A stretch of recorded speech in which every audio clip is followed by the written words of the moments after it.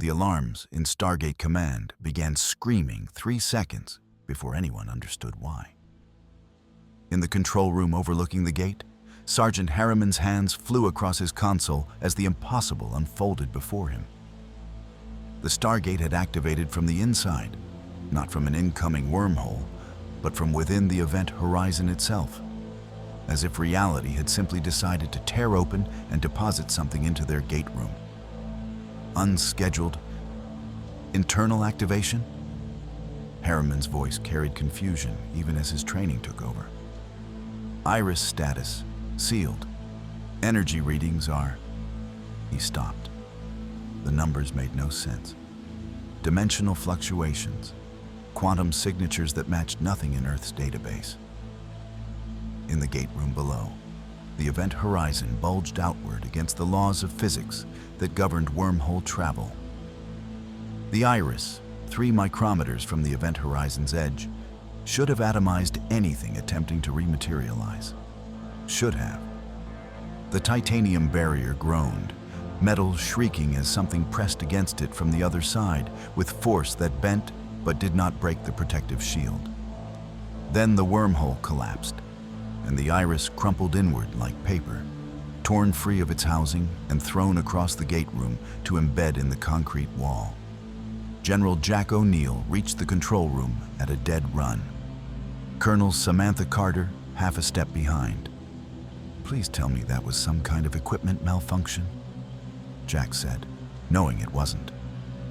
Through the reinforced glass, they watched a figure step through the Stargate's inactive ring as if passing through a doorway. 7 feet tall, purple skin, ridged chin, armor that looked simultaneously ancient and advanced. The being moved with the confidence of something that had never known defeat, surveying the gate room with eyes that had seen civilizations rise and fall. "Sir, he came through the iris," Harriman reported, his voice tight. "Molecular cohesion maintained despite impact. That's impossible." "Yeah, I'm getting a real impossible vibe here," Jack muttered, reaching for the intercom. "Security teams to the gate room. Full containment protocols. And somebody get Daniel and Teals down here." The intruder stood motionless, examining the Stargate itself with what might have been curiosity. He ran one massive hand along the inner ring, tracing the chevrons as if reading a language written in the metal. When he finally spoke, his voice carried through the gate room like distant thunder. "Fascinating. A network spanning thousands of worlds, and you guard a single point of entry." He turned to face the control room, somehow knowing exactly where to look despite the one-way glass. "Your infrastructure suggests a civilization barely beginning to understand what they've inherited." Marines poured into the gate room, P-90s raised, forming a perimeter. The purple giant didn't even glance at them. His attention remained fixed on the control room, on Jack specifically. "I am Thanos, of Titan. I have crossed the barriers between realities through means neither I nor, I suspect, you fully understand. I mean no immediate harm to your world." He paused, and something that might have been a smile crossed his features. "Provided you answer one simple question. How many inhabited worlds connect to this device?" Sam's hand gripped Jack's shoulder. "Sir, his energy signature. It's not matching anything we've seen. Not Goa'uld, not Asgard, not ancient. He's not from our reality at all." "Peachy?" Jack activated the intercom. "This is General O'Neill. You're in a restricted military facility. On your knees, hands behind your head, or my people will open fire."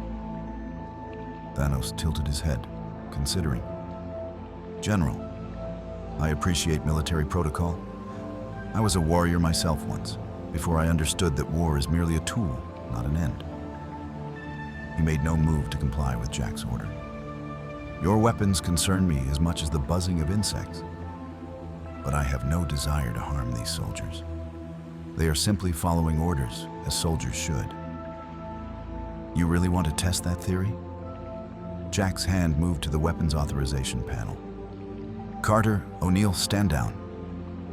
Thor materialized in the control room in a cascade of white light, his small gray form appearing between them and the window. The Asgard's large eyes were wider than usual, which for Thor meant something had genuinely surprised him. "He speaks truth. That being is not from our dimension. The dimensional bridge we were testing in the Ida galaxy destabilized catastrophically 12 minutes ago. We theorized something might have been pulled through, but you didn't think it'd end up in my gate room," Jack finished. "The probability was astronomically low," Thor admitted. "The Stargate network should not have been accessible from the dimensional rift." Below, Thanos had turned his attention back to the Stargate, apparently content to wait while they discussed his presence. Daniel Jackson arrived at a run, skidding to a halt beside Jack. "Okay, what did I—" He stopped, staring through the window. Is he purple? That's what you're focusing on?" Jack asked. "Just making an observation." Daniel grabbed a console, pulling up linguistic analysis. He spoke English, perfect English. How does someone from another dimension speak? "Because I listened," Thanos called up without turning. "Your gate's activation sent data through dimensional boundaries before I crossed. I learned your language in the seconds before arrival. Your concerns about communication are unnecessary."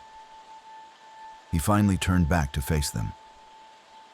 "What I require is information. This gate network, how many worlds does it connect? Hundreds? Thousands?" Sam exchanged a glance with Jack. "We're not exactly in the habit of sharing intelligence with dimensional intruders who bend our iris like tinfoil." "Then allow me to extrapolate." Thanos began pacing the gate room, his movements measured and deliberate. "Your defensive posture suggests you've faced threats through this device.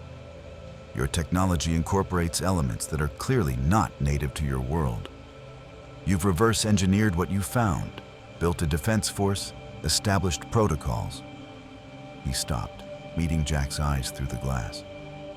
"And you're terrified. Not of me specifically, but of what might come through next. Which means the threats you faced were significant. Multiple advanced civilizations, perhaps? Hostile forces using this network for conquest." The silence from the control room was answer enough. "Thousands, then," Thanos concluded. "A network connecting thousands of inhabited worlds, all accessible through coordinates and this device. And based on your security measures, most of those worlds are populated by beings similar to yourselves. Human or close enough." Something approaching satisfaction crossed his face. How remarkable. How inefficient. Jack didn't like the way Thanos said that last word. Didn't like it at all. If you want to see more characters enter different universes, hit that subscribe button and drop the name of a character and the universe you'd want to see them in down in the comments below. And forming his conclusion about the galaxy needing balance. This should show Thanos' intellect and philosophical nature, demonstrate SGC trying to contain, understand him, reveal his ideology and goals, keep him at full power, but show he's not just brute force, include team dynamics. Jack, Sam, Daniel, TLC. Build tension without immediate violence. Lead naturally into Section 3 where they'll find a balanced world. I need to maintain the military sci-fi tone. Show Thanos as a genuine threat, not through destruction, but through his ideology. And keep the Stargate team competent, even as they face something unprecedented. The holding cell on level 19 was designed to contain Goa'uld system lords. Reinforced walls, energy dampening fields, enough firepower in the corridor outside to turn most threats into subatomic particles. Thanos sat in the center of the cell, cross-legged on the floor, apparently meditating. He'd walked there voluntarily after Thor had negotiated a temporary truce. "I will submit to your hospitality," Thanos had said, "while we determine whether our interests align. I have no desire for conflict with those who might prove reasonable." That had been 4 hours ago. Now SG-1 stood in the observation room, watching him through multiple camera feeds and sensor arrays that provided more questions than answers. "His cellular structure is incredibly dense," Sam reported, scrolling through medical data that Dr. Fraser had collected during the brief examination Thanos had allowed. "Muscle tissue that's exponentially more efficient than human physiology. Bone density that would make him nearly impossible to injure with conventional weapons. And his metabolism?" She trailed off, shaking her head. "He should require massive caloric intake, but his body converts energy with near perfect efficiency. He's built to survive." "Built by whom?" Daniel asked, reviewing his own research. "I've been through our entire database of alien species, ancient records, everything. Nothing matches. No legends, no historical references, nothing. He is from another reality entirely," Teal'c observed, standing with his arms crossed, studying Thanos through the monitors. "A warrior of considerable skill. His stance, even in meditation, speaks of one who has fought for centuries. He does not fear us because he has no reason to." Jack leaned against the console, coffee in hand. "So, we've got a purple philosopher warrior from another dimension who bent our iris like it was cardboard, talks about efficiency and wants to know how many worlds we have access to. Anyone else getting a really bad feeling about where this is going?" "Agreed, O'Neill." Thor's voice came from the holographic projector. The Asgard had returned to his ship, but maintained communication. "The dimensional rift has been sealed, but we cannot replicate the process to return him to his origin point. The energy requirements would be catastrophic. The Titan appears to be trapped in our reality." "Great. So we're stuck with him." Jack set down his coffee. "Thor, what do we actually know about where he came from?" "Very little. The brief sensor data we collected before the rift collapsed suggests a reality with different physical constants. More violent, perhaps. Higher energy states. But the dimensional barriers should have prevented any biological transfer. The fact that he survived passage suggests his physiology is extraordinarily resilient." Sam pulled up a new display. "Sir, there's something else. We've been monitoring his brainwave patterns. He's not meditating. He's processing information at an incredible rate. I think he's reviewing everything he observed during his brief time in the gate room. The gate addresses visible on the DHD, the control systems, our defensive positions, personnel count, everything. Photographic memory on top of everything else," Jack muttered. "Just keeps getting better." Daniel moved closer to the monitor, adjusting his glasses. "I've been thinking about what he said, about efficiency and overpopulation. There's a philosophical framework here that's disturbing. He talks like a utilitarian, someone who makes decisions based on maximizing outcomes regardless of individual cost. Many warriors adopt such philosophy," Teal'c said quietly. "The Goa'uld claimed to bring order through subjugation. Anubis sought to eliminate all who opposed him for the greater good of his ascension. But Thanos speaks differently. He does not claim divinity or superiority. He speaks of balance." "Balance through what, though?" Sam asked. "That's what worries me." In the cell below, Thanos opened his eyes. He stood in one fluid motion, moving to face the camera that fed the observation room. "Your surveillance is thorough, but not subtle. I assume you have questions." Jack reached for the intercom. "Oh, we've got questions. Starting with, What do you want? What I have always wanted. Balance. Thanos moved closer to the camera, his expression grave. Your galaxy suffers from the same affliction as countless others. Overpopulation, limited resources, civilizations that expand beyond their means until collapse becomes inevitable. I've seen it 1,000 times across my own reality. Worlds that consumed themselves into extinction. The mathematics are simple, General. Unchecked growth leads to suffering on a scale you cannot imagine. Daniel's voice came over the intercom. So your solution is what? Population control? Precisely. Swift, merciful, impartial. Half of all life removed, allowing the remaining half to thrive with abundant resources. No prejudice, no selection based on merit or worth. Perfectly random, perfectly fair. Thanos spoke as if discussing weather patterns. In my reality, I have seen the aftermath. Worlds reborn, civilizations freed from scarcity, children who will never know hunger. The observation room had gone completely silent. You're talking about genocide, Daniel said, his voice barely controlled. Mass murder on an interplanetary scale. I am talking about salvation, Thanos corrected. The difficult mathematics that leaders refuse to calculate. When I arrived here and learned of your gate network, thousands of worlds, all connected, many struggling under the weight of their own populations, I understood that perhaps this was why I was brought here. Not accident, but purpose. Jack's coffee cup hit the console harder than he intended. Okay, let me be crystal clear.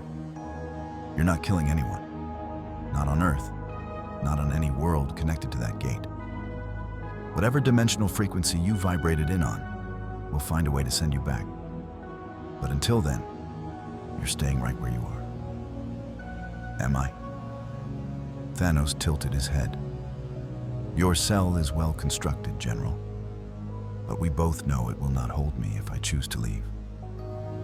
I have been patient because I hoped you might be reasonable, that you might understand the necessity of what must be done. The only thing I understand is that you just threatened billions of lives. Jack shot back. Thor, please tell me you've got something that can actually contain him. Asgard technology may provide solutions, Thor responded. But it will require time to modify containment systems for his unique physiology. Sam was already pulling up gate diagnostics. Sir, if he knows how the gate system works, if he memorized DHD coordinates during his time in the gate room, he could dial out to any world in the network. Daniel finished, horror dawning in his voice. Thanos smiled, a thin expression that held no warmth.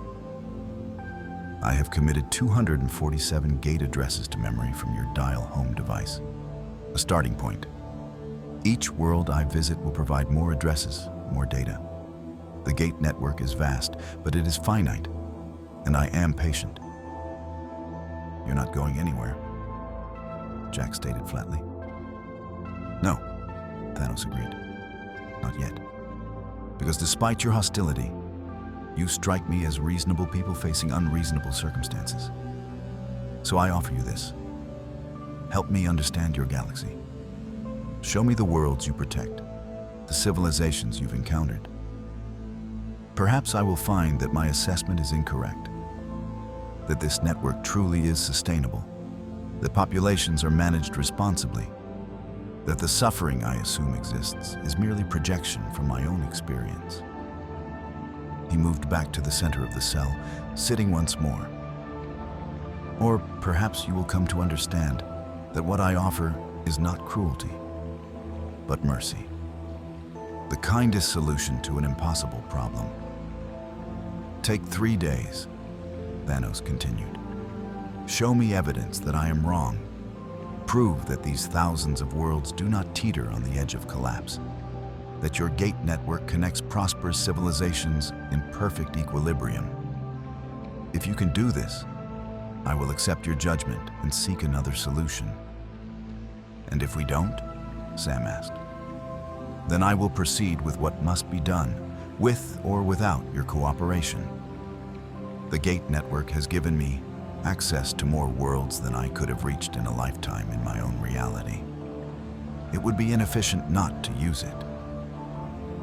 Jack looked at his team, seeing his own thoughts reflected in their faces. They couldn't hold Thanos indefinitely. They couldn't send him home. And if he was even half as powerful as their scans suggested, trying to kill him would cost lives they couldn't afford to spend. Colonel Carter, start pulling data on every inhabited world we've got detailed information on. Daniel, cultural reports, population studies, economic indicators. Teals, get me threat assessments. Jack's voice was steel. We're going to show our purple friend exactly how wrong he is about balance. And then we're going to figure out how to stop him if we can't change his mind. Half the population has vanished overnight. This is where things escalate from philosophical debate to actual horror. I need to show Thanos has somehow escaped, been released to prove his point. Demonstrate his methodology. Random, impartial selection, create genuine horror without gratuitous violence. Show SG-1's reaction and moral stance. Keep Thanos sympathetic in his conviction, even while being monstrous. Move the story into active conflict.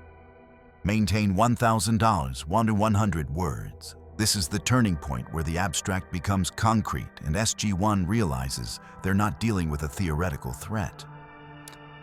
The planet was designated P3X774 in Earth's database. An agricultural world, population roughly 80,000, scattered across fertile river valleys. They'd made first contact 2 years ago, established friendly relations, traded medical supplies for grain. The locals called it Arvin. When SG-1 stepped through the gate into the capital settlement, they found silence. Daniel, please tell me this is some kind of harvest festival where everyone hides. Jack said quietly, his P90 raised as they moved through empty streets. Cook fires still burned. Tables were set for meals that no one had eaten. A child's toy lay abandoned in the dirt. It's not a festival, Daniel replied, his voice tight. This is wrong. This is very wrong. Teal'c knelt beside one of the fires, touching the coals.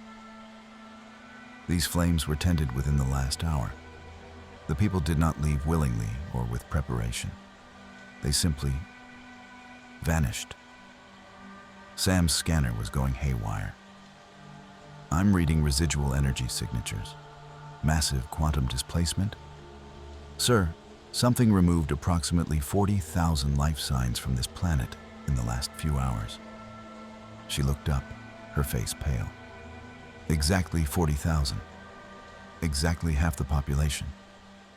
They found the survivors gathered in the main square, clustered around the well-like refugees from their own lives. Men and women holding each other, children crying, everyone wearing the same expression of incomprehensible loss. An older woman, the settlement's leader based on her ceremonial robes, saw SG-1 and rushed forward. Travelers from Earth, thank the ancestors you've come. Her hands gripped Daniel's arm desperately. Our people, our families, they're gone. Taken by the purple giant who came through the Chapa Eye this morning. Jack felt his stomach drop. Purple giant? About 7 feet tall, philosophical attitude problem? He spoke to us in the square. The woman continued, tears streaming down her face. Said he had come to bring balance, that our world suffered from too many mouths, too little land. We tried to explain that we have abundance, that our harvests feed everyone, but he would not listen. She gestured around at the half-empty village. Then he raised his hand, and half of us simply ceased to be. My husband, my son, gone like smoke, random. No pattern. The young and old, healthy and sick, good and evil. It made no difference. Daniel was already scanning the crowd, his expression growing more horrified by the second. It's true. The demographic distribution, it's perfectly random. Age, gender, family groups. He didn't discriminate at all. It's a pure statistical split. Where did he go? Jack demanded. The woman pointed north, toward the mountains. He walked to the DHD and dialed the Chapa I again. Before he left, he said, she swallowed hard. He said to tell the warriors from Earth that this is mercy, that their world would be next if they tried to stop him. Sam was already at the DHD, pulling up the last dialed address from its crystal memory. Got it. P2X 338. It's another agricultural world. Population estimated at 120,000. She looked at Jack. Sir, if he follows the same pattern, he'll kill 60,000 people. Jack slapped his radio. This is SG-Ma to Stargate Command. We have a code red situation. Thanos has escaped containment and is conducting a systematic culling of inhabited worlds. Request immediate backup to P2X 338 and lockdown of all gate addresses in the database. Hammond's voice crackled back. SG-1, Thanos didn't escape. He left. Our containment fields failed simultaneously at 600 hours. Dr. Lee said it was like watching molecular bonds simply decide to stop working. By the time we re-established systems, he dialed out. How did he get gate addresses? Sam asked, though she already suspected the answer. He memorized them. Every address visible on the DHD during his time in the gate room. Just like you theorized, Colonel. We're implementing gate lockdown now, but with 247 addresses already compromised. Hammond paused. Stop him, SG-1. Use any means necessary. They dialed P2X 338 and stepped through into chaos. The population was still present, but Thanos stood in the village center, surrounded by terrified locals. His voice carried across the square with the patience of someone explaining simple mathematics to children. Your world supports 120,000 lives on land that could comfortably sustain half that number. Your harvests diminish each year as soil depletes.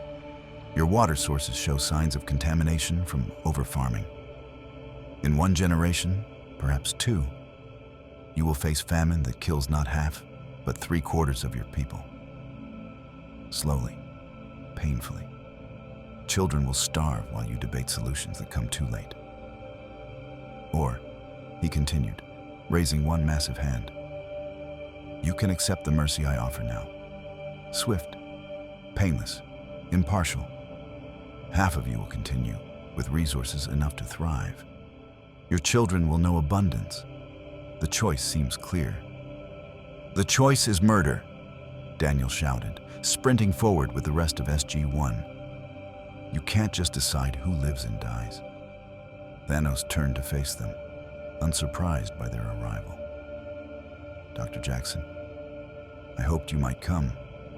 Of all your team, you seem most likely to understand necessity. I understand that you're insane, Daniel shot back. These people have the right to determine their own future, to find their own solutions. They will not. Thanos' voice was absolute.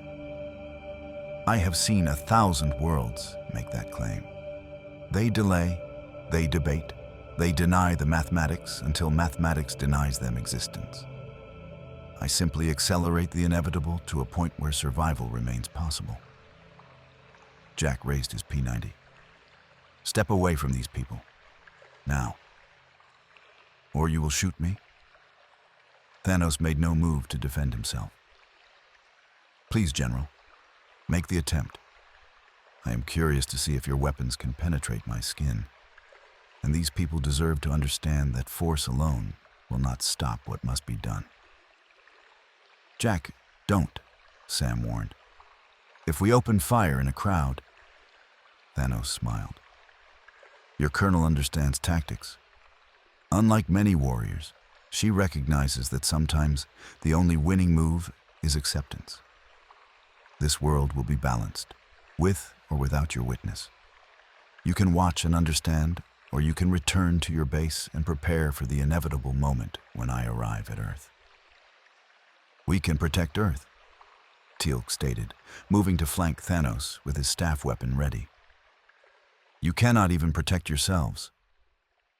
Thanos raised his hand toward the crowd. I take no pleasure in this, but I do not flinch from it either. These people will thank me in time. Half will grieve, but the children of those who remain will never know starvation. The mathematics are merciful, even when individuals cannot see it. Energy rippled from his palm, visible as a wave of purple light that swept across the crowd. For a heartbeat, nothing happened. Then people began to simply cease existing. No violence, no screams. They crumbled to ash and were gone. Perfectly random, perfectly impartial. In seconds, 60,000 lives ended. Jack emptied his magazine into Thanos. The bullet struck armor and flesh, and Thanos didn't even flinch. Sam fired. Teal'c unleashed his staff weapon. The energy blast hit Thanos square in the chest and dissipated like water on stone. Thanos lowered his hand and looked at them with something approaching pity. You see? Force is inadequate. Now you begin to understand the position you are in. He walked toward the DHD, stepping through the ash of half a civilization. I will visit one world per day. By the end of this month, I will have brought balance to hundreds of planets. By the end of the year, thousands. The Gate network has given me efficiency beyond my wildest projections. He began dialing the next address, his movements calm and methodical. You have a choice, SG-1. Accept what cannot be changed and help me target worlds most in need of balance. Or continue this futile resistance and watch helplessly as I proceed alone. We will stop you, Daniel promised, his voice shaking with rage. No, Thanos replied, stepping into the forming wormhole. You introduce Goa'uld perspective on the threat show Thanos, dealing with a different kind of power, Goa'uld technology and armies. Demonstrate Baal's cunning and how even he is outmatched. Escalate the galactic scope of the threat show, various factions beginning to realize what they're dealing with. Keep tension building toward alliance of necessity. Baal is the perfect system lord for this. He's intelligent, pragmatic, and recognizes genuine threats rather than dismissing them out of arrogance like other system lords would. The message reached Stargate Command through Tok'ra channels. Baal, the Goa'uld system lord who'd proven more cockroach than God, wanted a meeting. Neutral ground, no weapons, maximum of 3 representatives per side. It's obviously a trap, Jack said, reviewing the transmission for the 3rd time. Perhaps, Teal'c agreed. But Baal is also pragmatic. If he has requested this meeting, he perceives a threat greater than his current conflict with the Tauri. Thanos, Sam concluded. He's been hitting worlds in Goa'uld territory for the past 4 days. 11 planets, over 400,000 people dead. The meeting was set on a moon orbiting a dead world. No strategic value, no populations to endanger. When SG-1's puddle jumper landed, they found Baal's Tel'tak already grounded. The system lord himself stood beside it, flanked by 2 Jaffa, but otherwise appearing almost casual. His host body wore expensive Earth-style clothing rather than Goa'uld armor, an affectation he'd adopted to distinguish himself from other system lords. General O'Neill, how delightful to see you in circumstances where we're not trying to kill each other. Baal's voice carried the familiar blend of arrogance and actual intelligence that made him so dangerous. At least, not immediately. Baal, still rocking the evil overlord look I see. Jack kept his hand near his sidearm, despite the no weapons agreement. You wanted to talk about our purple problem. Our purple apocalypse, you mean? Baal gestured, and a holographic display flickered to life between them, showing a tactical map of the galaxy. Red dots marked worlds where Thanos had struck. 17 worlds in 6 days.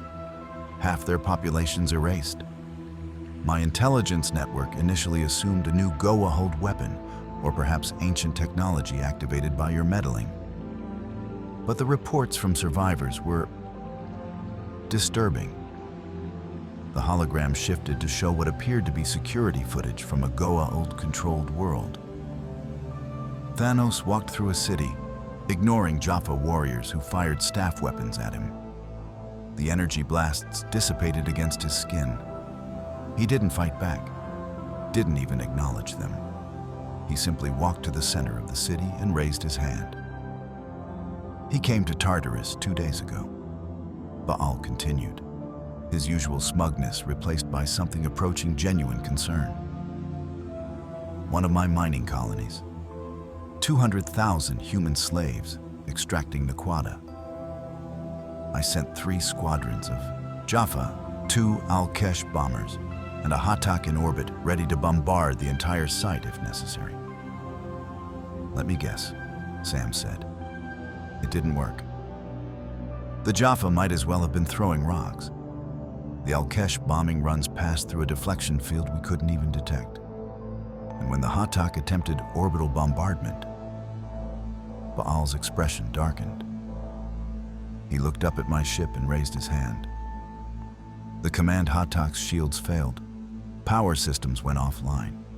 If I hadn't ordered immediate withdrawal, he would have crashed a capital ship worth its weight in Naquadah into the planet's surface.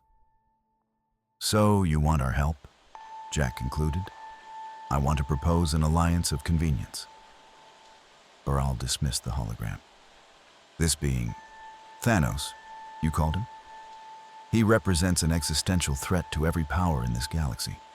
Goa'uld, Tauri, Tok'ra, Free Jaffa. He makes no distinction between us. He views all life as subject to his mathematics. Convenient, Teal'c observed coldly. The Goa'uld suddenly value human life when their own populations face culling.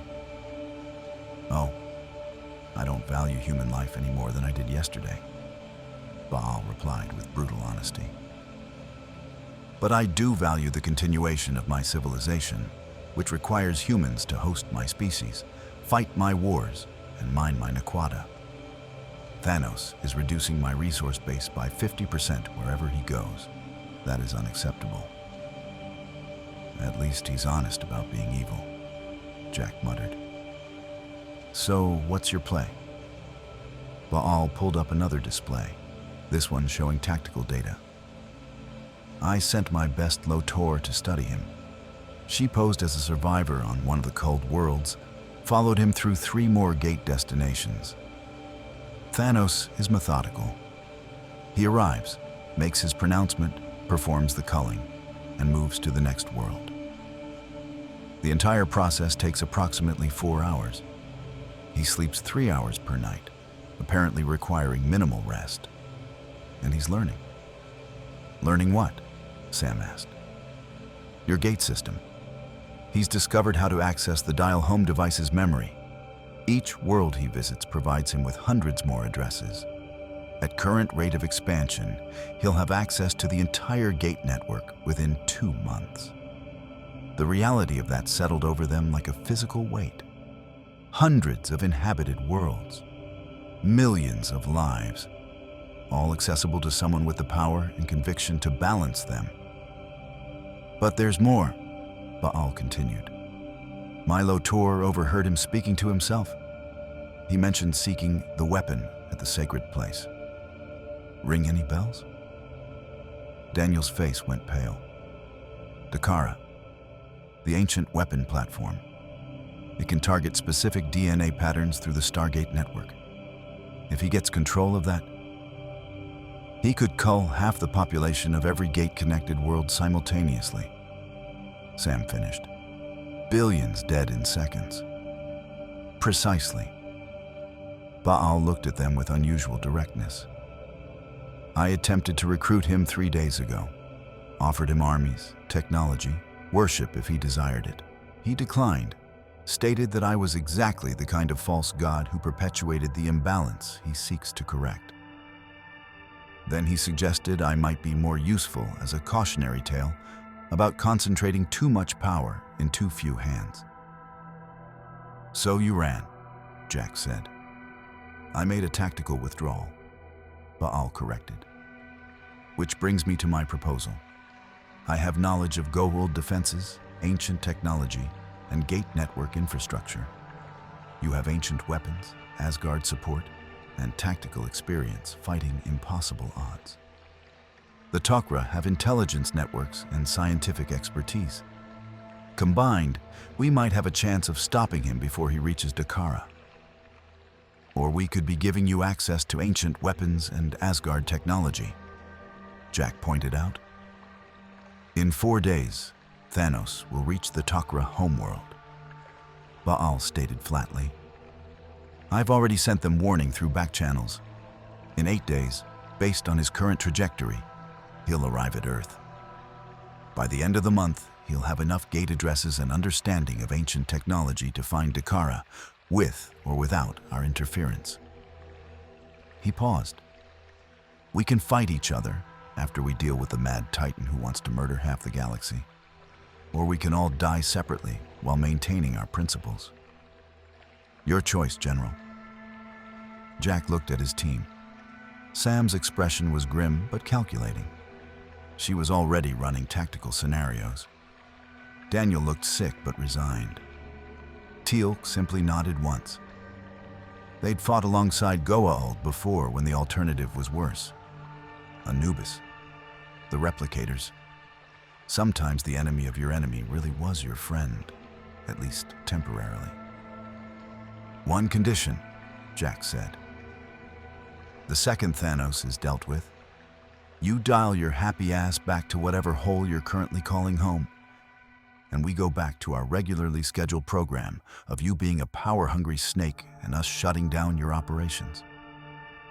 Baal smiled. I wouldn't have it any other way. Fine. But we coordinate through the Tok'ra.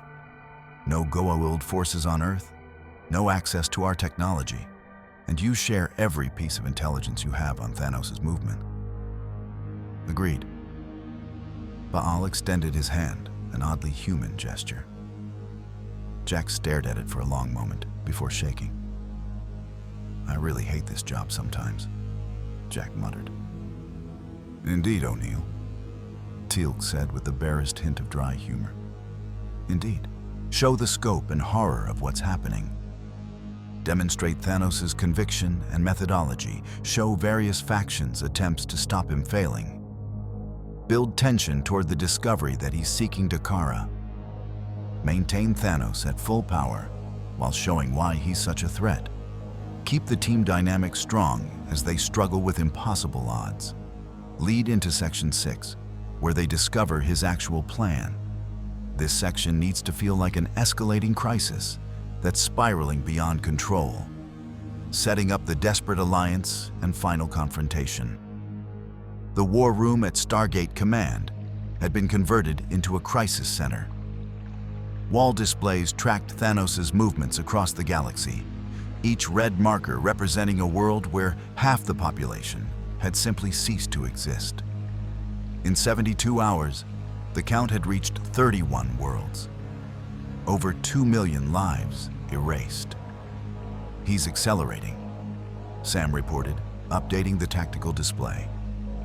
First week, he averaged 2 worlds per day. Now he's hitting 4, sometimes 5. He's mastered the gate system completely. Doesn't even need to consult the DHD coordinates anymore. He's memorized enough of the network to plot efficient routes.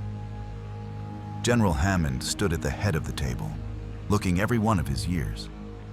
Around him sat an alliance that would have been unthinkable a week ago.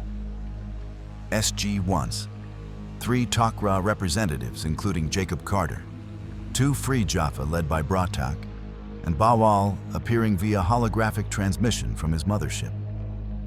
Our conventional forces are useless, Bratak stated bluntly.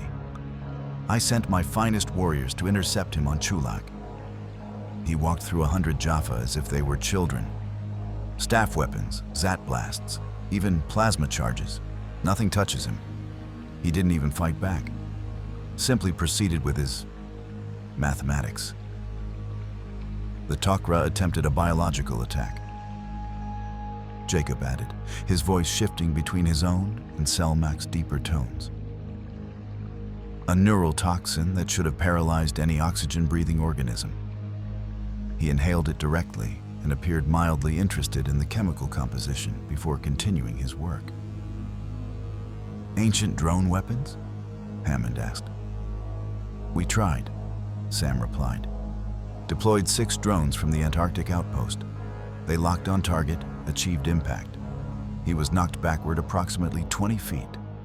Then he stood up, examined the impact points on his armor, and nodded as if approving of our escalation in tactics.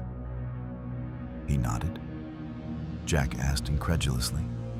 His exact words were, impressive technology, but ultimately inadequate. Then he continued to the next world. Daniel was reviewing cultural reports from survivors, his expression growing increasingly haunted.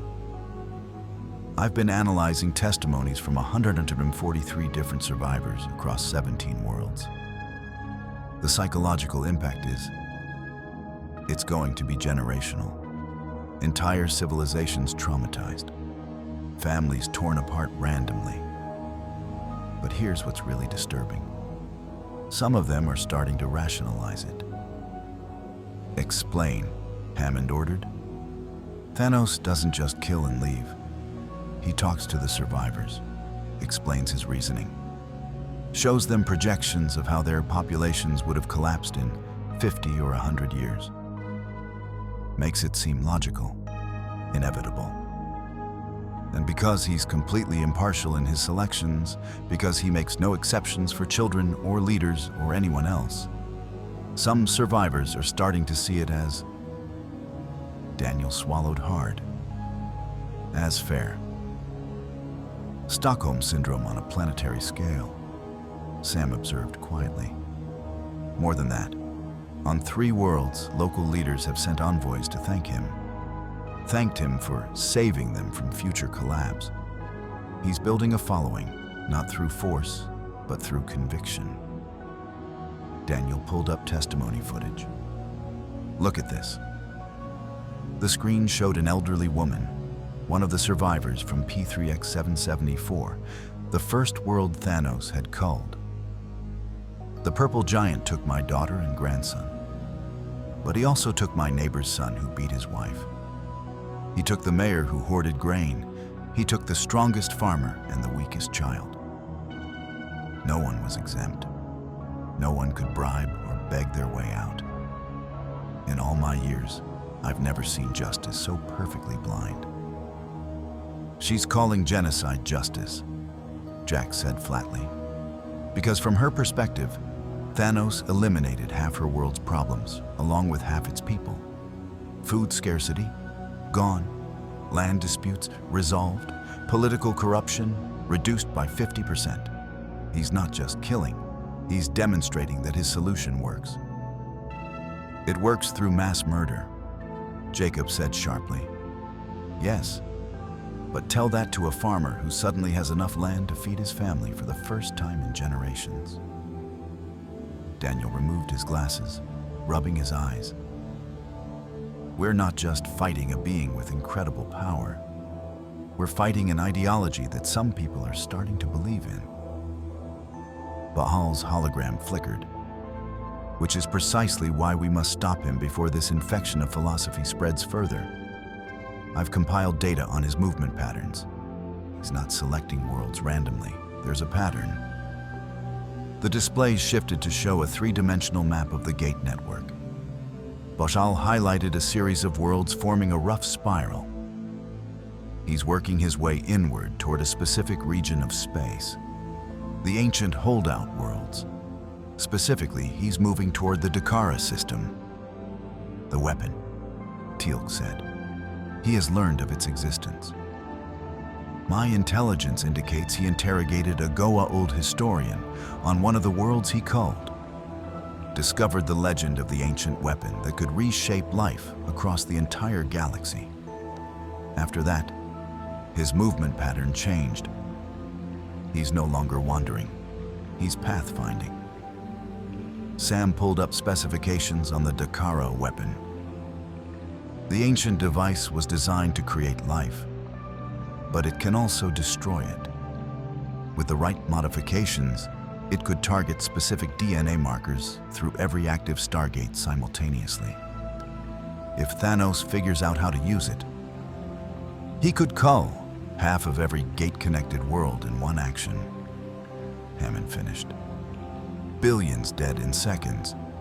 Gentlemen, we need options, now. We could destroy the weapon, Jacob suggested, and lose our best defense against another replicator incursion or biological attack. Sam shook her head. That device has saved the galaxy twice. Destroying it might doom us against the next existential threat. Then we must defend Dakara, Bratak declared. Every Jaffa warrior who can hold a staff weapon, we make our stand there. He'll walk through your warriors like he has everywhere else, Baal pointed out. Conventional forces are irrelevant against him. What about unconventional forces? Daniel asked suddenly. We've been thinking about this wrong. We can't beat him through force. But what if we don't have to beat him? What if we can change his mind? The room went silent. Daniel, we've tried reasoning with him, Jack said. He's got an answer for everything. Populations are too high, resources are too scarce, suffering is inevitable without culling. How do you argue with someone who's absolutely convinced he's saving people by killing them? By proving him wrong, not with words, with evidence. He said he'd listen if we could show him a thriving, sustainable civilization. What if we actually do that? Where?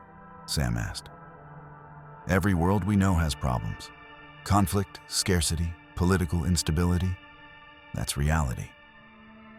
The Nox, Daniel said suddenly. They're pacifists with technology more advanced than the ancients. Their society has existed in perfect balance for thousands of years.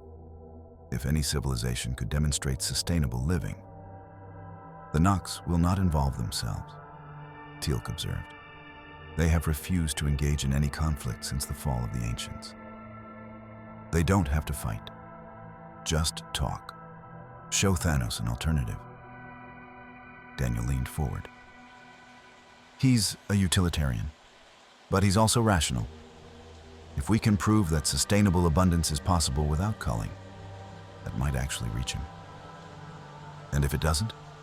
Hammond asked. Then we've lost nothing but time.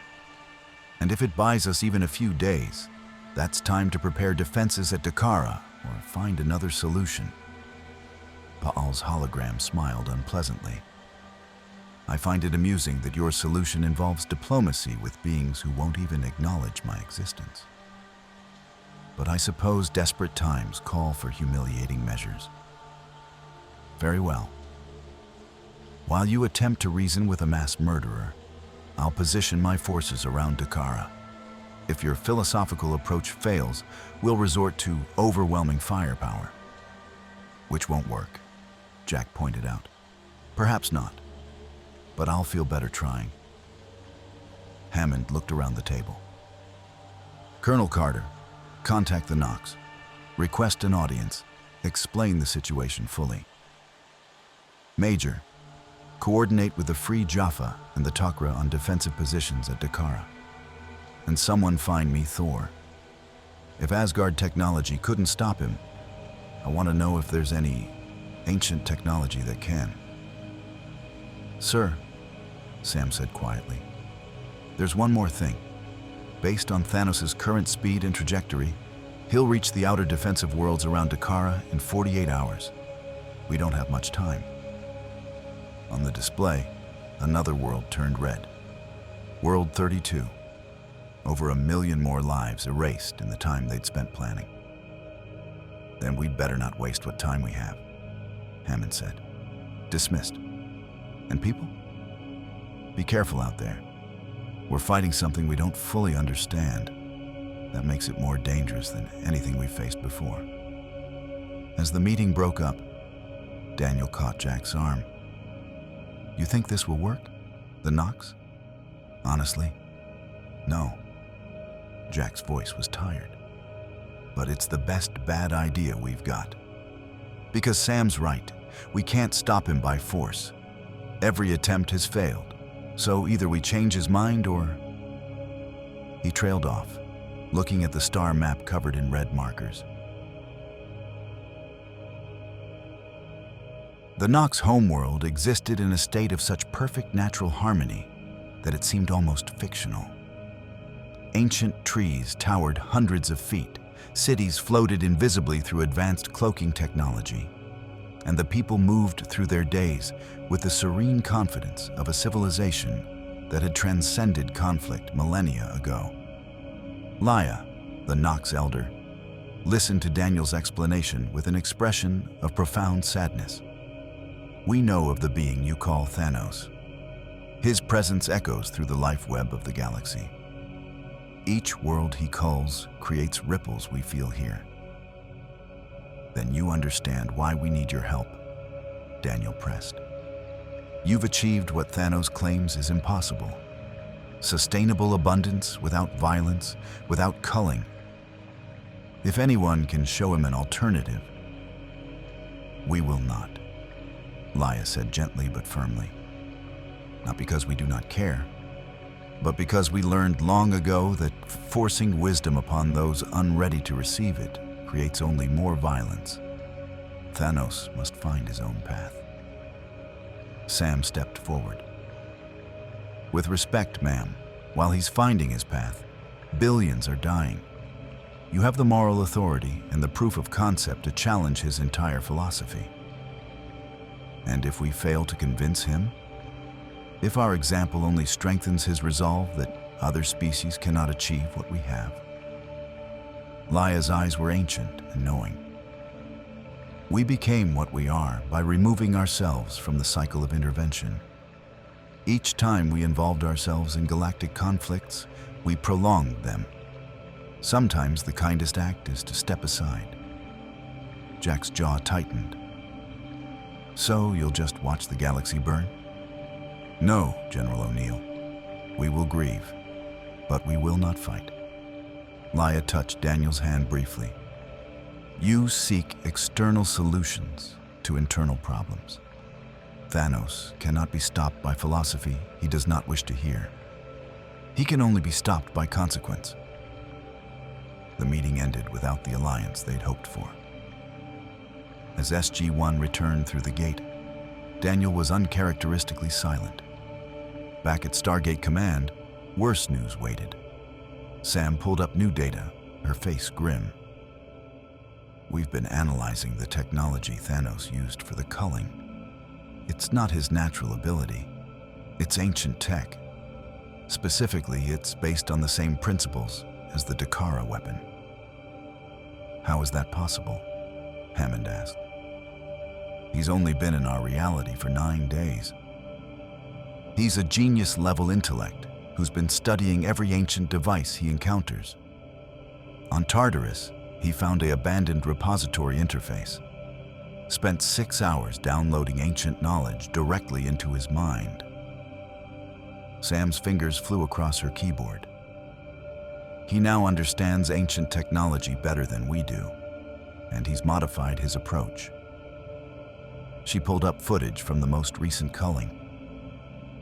Thanos didn't raise his hand this time. Instead, he'd placed a modified ancient crystal at the base of the Stargate, creating a field that targeted individuals based on quantum markers.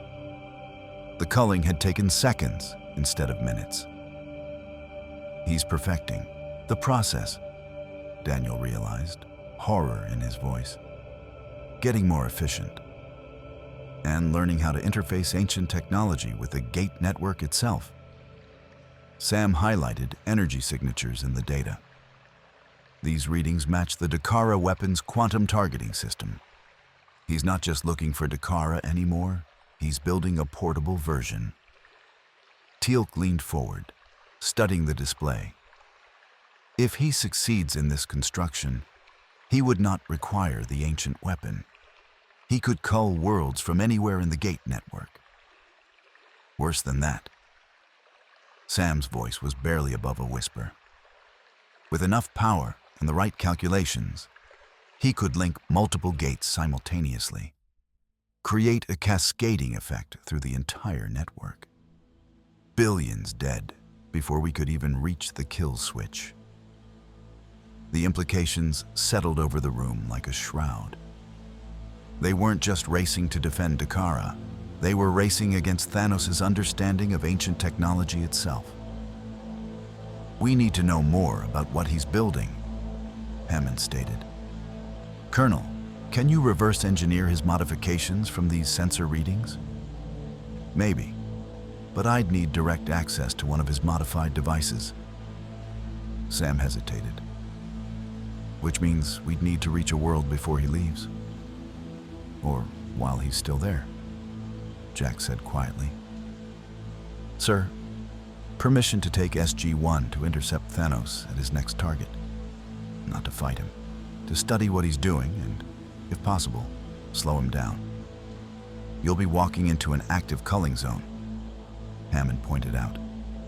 "Yes, sir, but Carter needs data, and every hour we delay gives him time to perfect his weapon. If we can understand his technology, we might find a weakness." Hammond looked at the tactical display showing Thanos' projected path. He's scheduled to hit P4X 639 in approximately 4 hours. Agricultural world, population 90,000. Intel from the Tok'ra suggests it's on his direct route to Dakara. He turned back to SG-1. "You have authorization. But Jack, if things go sideways, you dial out immediately. We can't afford to lose SG-1 to a philosophical discussion with a mass murderer." "Understood, sir." 3 hours later, SG-1 emerged on P4X 639 to find Thanos already present. He stood in the central plaza, speaking to an assembled crowd of terrified locals. His voice carried the same patient tone he'd used on every world. "Your population has exceeded sustainable levels by 47%. Your water table drops 3 meters annually. In 12 years, you face systemic collapse. I offer you survival through sacrifice." He paused, seeing SG-1 approach.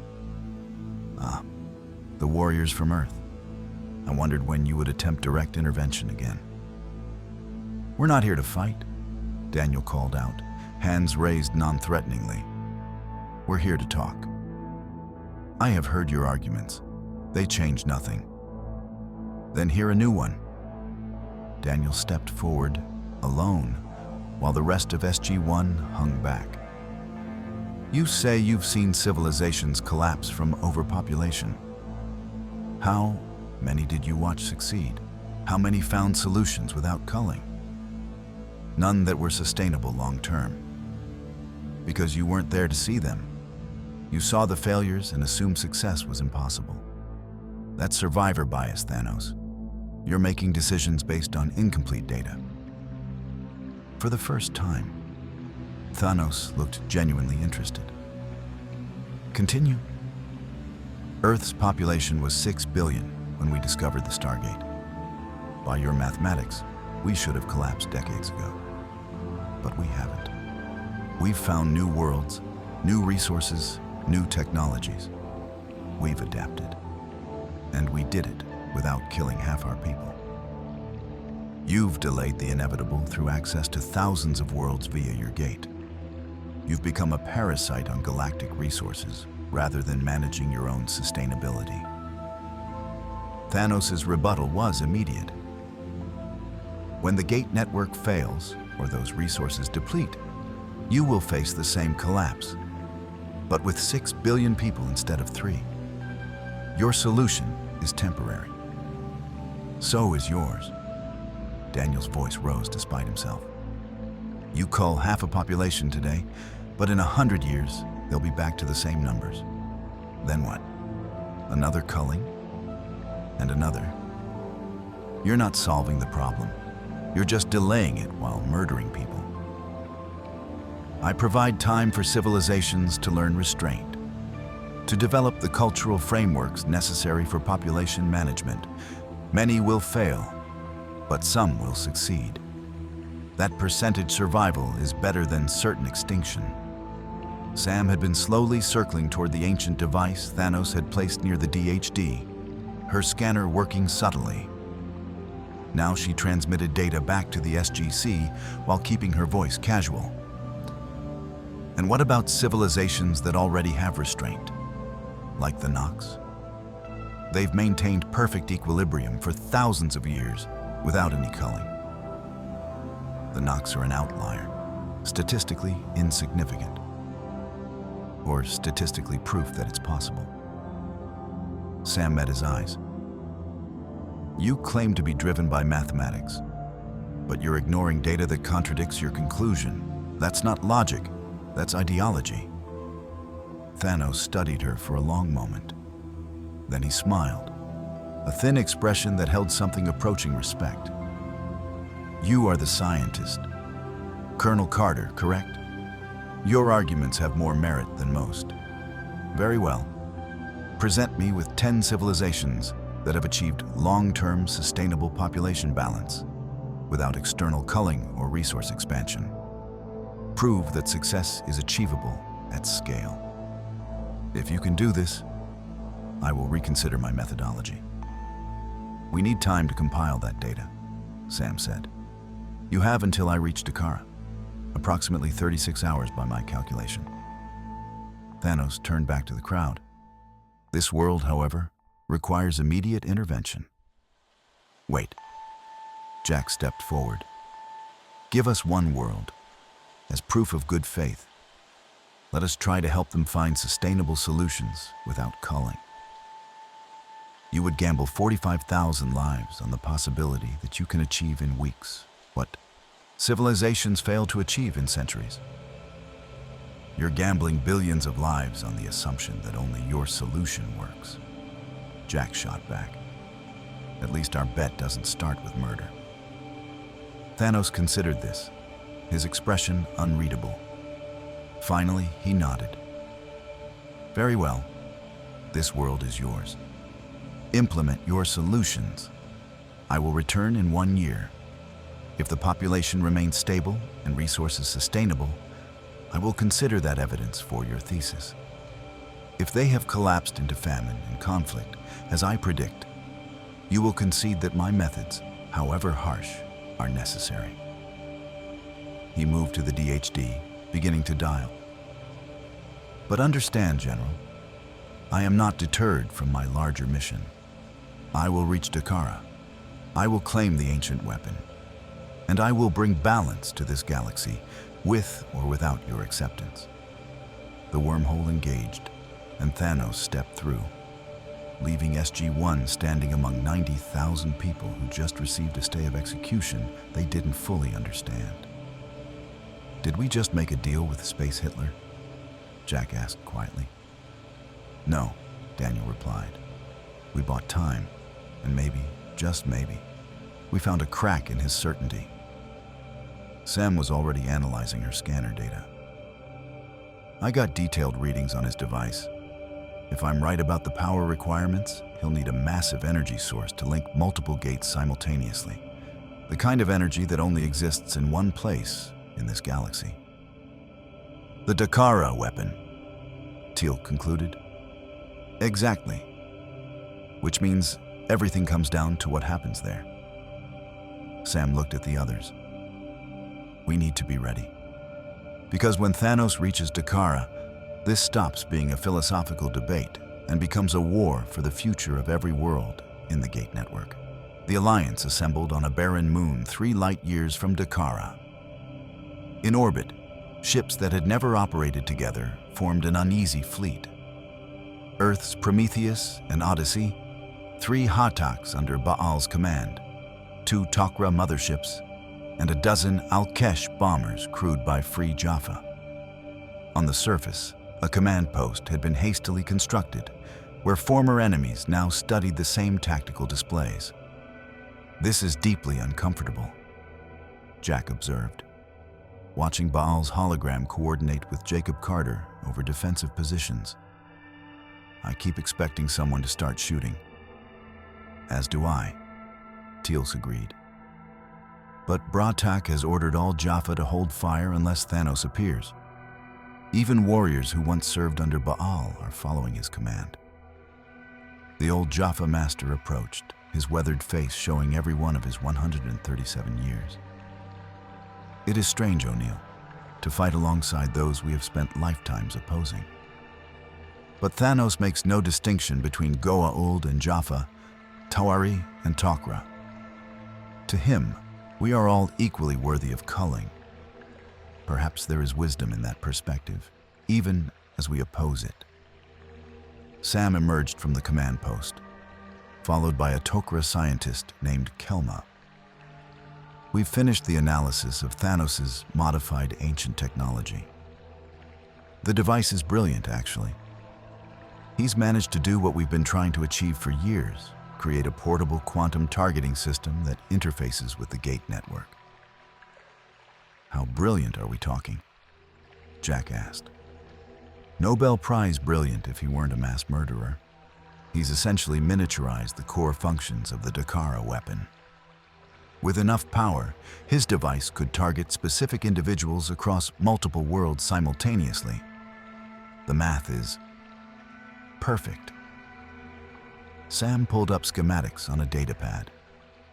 "But there's a limitation. The portable version has a range of about 50 worlds maximum, and it requires massive energy input, roughly equivalent to a 0-point module." "Which he doesn't have," Daniel said hopefully. "Which he doesn't need if he gets to Dakara. The ancient weapon there has its own power source. If he interfaces his modifications with that system..." Sam trailed off, letting them imagine the implications. "How many worlds can Dakara target?" Jack asked, though he already suspected the answer. "All of them. Every gate-connected world simultaneously. We're talking about approximately 47,000 inhabited planets based on our current network mapping, if half the population of each world averages even 1 million people." Sam didn't finish the calculation. "Trillions," Daniel whispered. "He could kill trillions." Baal's hologram flickered with unusual intensity. "Which is why we must prevent him from reaching the weapon. I've positioned my Hattaks in a defensive perimeter around Dakara. The moment he arrives, we bombard the coordinates from orbit. Sustained plasma bombardment should at least slow him." "It didn't work at Tartarus," Jacob pointed out, Selmac's voice bleeding through. "He deflected orbital strikes." "That was one Hattak. I'm proposing simultaneous bombardment from 3 capital ships, each targeting different coordinates in a saturation pattern. Even if he survives, the sheer energy expenditure should be exhausting." "Should?" Jack raised an eyebrow. "I'm working with limited data on an opponent from another reality. Forgive me if my certainty is imperfect." Kelma stepped forward, her Tok'ra host's expression grave. "We have another concern. The Dakara weapon is protected by ancient technology that responds to the ATA gene. Thanos has been studying ancient devices, but he shouldn't be able to activate the weapon without the gene. Unless he's found a workaround," Sam said grimly. "He downloaded ancient knowledge on Tartarus. If anyone could reverse engineer the gene requirement, then we have even less time than projected." Hammond's voice came through the communications link from Earth. "SG-1, what's the status on Dakara's defensive preparations?" Free Jaffa have secured the temple complex, Teal'c reported. 4,000 warriors armed with staff weapons, zats, and plasma charges. Bratak has also positioned heavy weapons in the upper levels. Ballistic cannons that might penetrate where energy weapons have failed. And the weapon itself? Hammond asked. We've installed a dead man switch, Sam replied. If Thanos accesses the primary control interface, it triggers a feedback loop that should overload the power core. The weapon would be destroyed, but at least he couldn't use it. That weapon has saved the galaxy twice, Jacob interjected. Destroying it should be our absolute last resort. Letting Thanos use it to commit genocide on a galactic scale would be worse, Daniel countered. We've played through every scenario. If he reaches that control room, we have seconds to decide. Do we let him activate a weapon that could kill trillions? Or do we destroy it and hope we never face another replicator threat? The weight of that choice hung in the air. Finally, Hammond spoke. The decision is authorized. If Colonel Carter judges that destruction is the only option, she has my authorization to trigger the failsafe. Yes, sir. Sam's voice was steady, but Jack could see the tension in her shoulders. No one should have to carry that kind of decision. There's one more element we haven't discussed, Daniel said quietly. What if Thanos is right? Every head turned toward him. I'm not saying his methods are justified, Daniel added quickly. But what if he's right that most civilizations are unsustainable? What if our solutions are just delaying collapse? We've promised P4X639 that we can help them achieve balance without culling. But do we actually know how? Or are we gambling lives on optimism? The alternative is accepting mass murder as necessary, Jack said flatly. No, the alternative is actually solving the problems Thanos identifies. Population management, resource distribution, sustainable development. These are real issues that every civilization faces. Maybe instead of just stopping Thanos, we should be addressing the underlying problems that make his solutions seem logical to some people. A noble goal, Dr. Jackson, Baal interjected, his hologram smirking. But perhaps we should focus on preventing immediate genocide before tackling millennia of systemic galactic inequality. Baal's right, Sam said, and the words clearly pained her. We stop Thanos first, then we figure out how to prove him wrong long term. Alarms suddenly blared across the command post. A technician called out, "Incoming wormhole at Dakara, it's him." The tactical display updated. Thanos had arrived not at the temple where they'd concentrated defenses, but at a secondary gate platform 3 kilometers away. Before anyone could respond, his location beacon shifted. He was moving toward the temple at impossible speed. All forces, engage. Bratak's voice boomed across the comm channels. For the freedom of the galaxy. From orbit, Baal's Hattaks opened fire. Plasma bombardment lit up the Dakara surface like a new sun. Jaffa warriors took defensive positions. SG-1 scrambled to their puddle jumper. And somewhere in that chaos, Thanos walked steadily forward, unstoppable as gravity, inevitable as mathematics, bringing his terrible mercy to the heart of the ancient weapon that could remake or unmake galaxies. Here we go, Jack muttered, checking his P90 even though he knew it would be useless. Time to save the galaxy again. Why do we keep having to do that? Because someone must, Teal'c replied simply. Indeed. The puddle jumper lifted off, heading toward a confrontation that would determine the fate of trillions. Behind them, an alliance of former enemies prepared for a battle none of them expected to win. But all of them knew they couldn't afford to lose. Dakara's temple complex had stood for 10,000 years, a monument to the ancients' mastery over life itself. Now it had become a battlefield where the galaxy's fate hung in balance.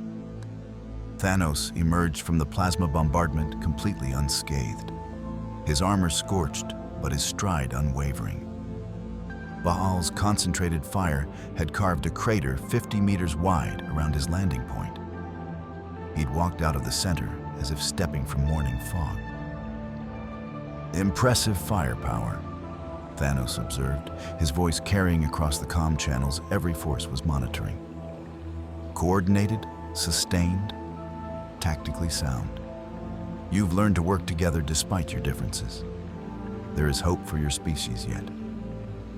Target the temple entrance, Baal commanded from orbit. Collapse the entire structure if necessary. Another wave of plasma fire descended. The ancient stone walls exploded, massive blocks tumbling into the courtyard. Thanos raised one hand, and the debris simply stopped mid-fall, suspended by force fields his armor generated. He walked beneath the frozen avalanche without breaking stride. He's using some kind of localized gravity manipulation, Sam reported from the puddle jumper as they approached from the east. It's not deflecting the attacks. He's redistributing their kinetic energy through dimensional shunting. The energy goes somewhere else. Can we overload it? Jack asked. Only if we hit him with something that exceeds the dimensional threshold his armor can process. We'd need... Sam did rapid calculations. Multiple direct hits from ancient drone weapons, all simultaneous.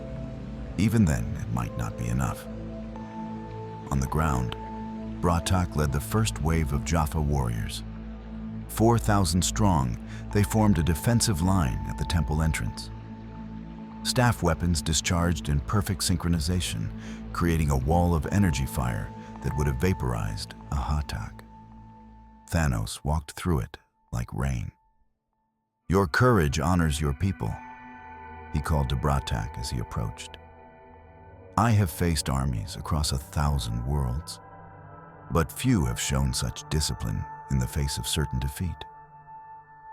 Tell me, old warrior, do you fight because you believe you can win, or because surrender is unthinkable?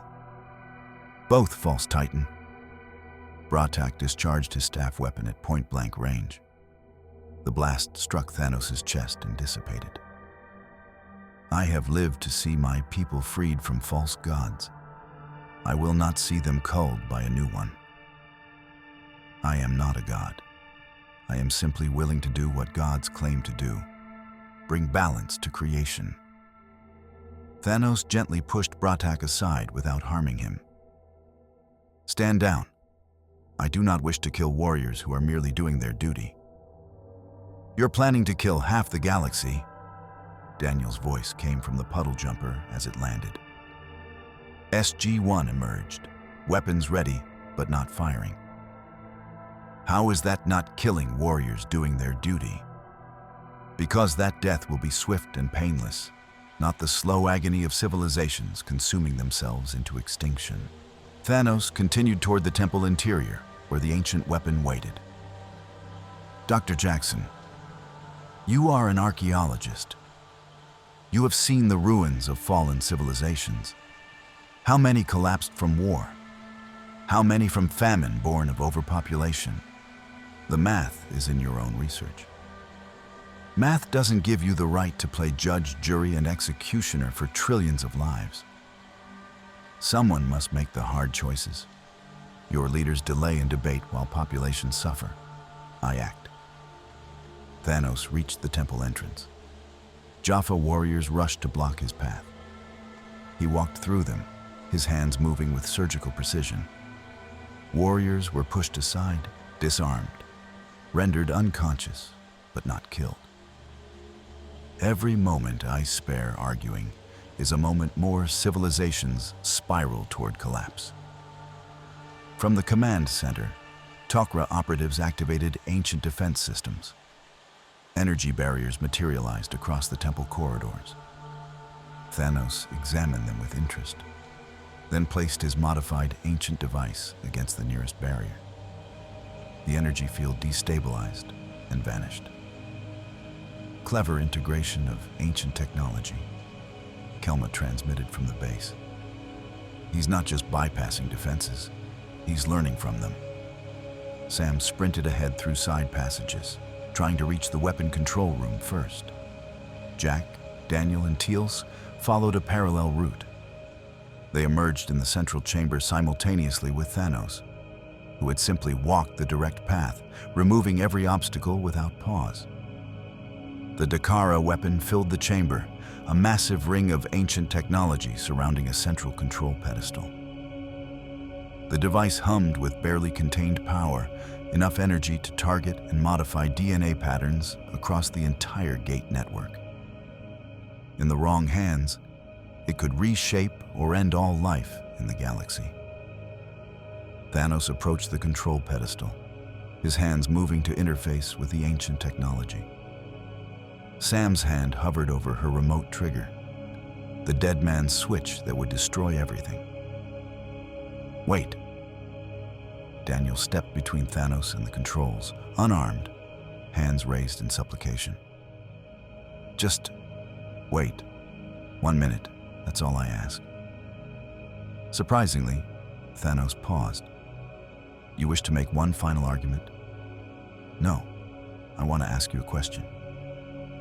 Daniel's voice was steady despite standing before something that could kill him with a thought. In your reality, before you started culling populations, did anyone ever just ask you why you cared? Thanos tilted his head. Explain. You've seen civilizations collapse. You've witnessed suffering on scales we can't imagine. But you're not from those civilizations. You could have just left. Let them face their own consequences. Instead, you dedicated your life to preventing suffering through the most brutal means possible. Daniel took a step closer. Why? What happened to you that made you believe this was the only answer? For the first time since arriving in this reality, Thanos hesitated. My homeworld, Titan. We faced the exact scenario I now prevent elsewhere.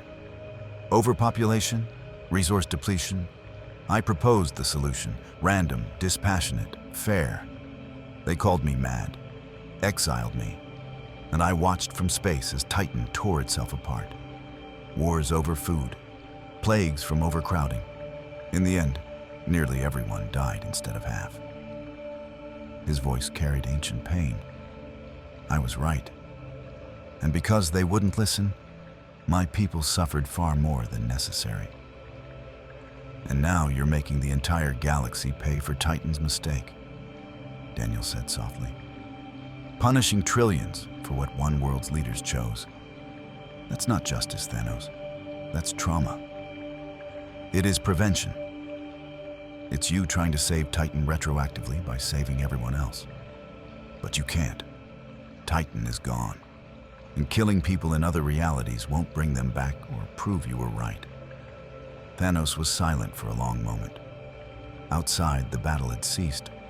Every force held position, waiting to see what happened in this chamber. Your psychological analysis is perceptive, Thanos finally said. Perhaps even accurate. But it does not change the mathematics. Overpopulation is a universal constant. Suffering is inevitable without intervention. My motivations matter less than my methodology's effectiveness. Then prove it, Sam said, her hand still on the dead man's trigger. You gave P4X-639 1 year to demonstrate sustainability. Give us the same chance at scale. Let us try to solve these problems without culling. If we fail, if civilizations collapse despite our efforts, you'll have proven your point. And in that year, how many billions will suffer unnecessarily while you attempt the impossible? How many trillions will die unnecessarily if you're wrong? Sam countered. You claim to be driven by logic, but you won't even test your assumptions.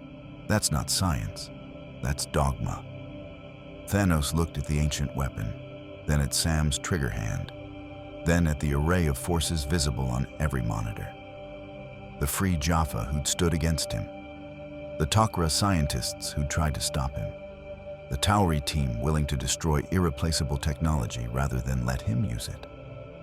Even Baal's forces, holding fire despite every tactical instinct screaming to attack. "You would destroy this weapon," he observed. "Sacrifice your best defense against future threats just to prevent me from using it. That is significant commitment to your principles." "We'd rather risk our future than guarantee yours," Jack stated. "That's what makes us different. You're willing to kill to save people. We're willing to die to let them choose." Thanos considered this. The silence stretched, filled only by the hum of the ancient weapon and the collective breathing of warriors positioned throughout the temple. Then, he stepped away from the control pedestal. "Very well. 1 year. I will monitor your progress through what remains of my modified devices. If your solutions prove viable, if even a quarter of the worlds you attempt to help achieve sustainable balance, I will reconsider my methodology." He looked directly at Daniel. "And perhaps you are correct. Perhaps I have been trying to save a world already lost. That is a difficult admission." "What about the worlds you've already culled?" Daniel asked. "Those actions cannot be undone. Half their populations are gone. But perhaps the survivors can build something stable with the time I've given them." Thanos moved toward the exit, the assembled forces parting before him. "Do not mistake this for mercy or weakness. If you fail, I will return. And next time, I will not offer debate. I will simply act." At the entrance, he paused. "You have something rare in this galaxy. The ability to unite former enemies against common threats. Use that capability wisely. The problems I identify are real, even if my solutions are unacceptable to you.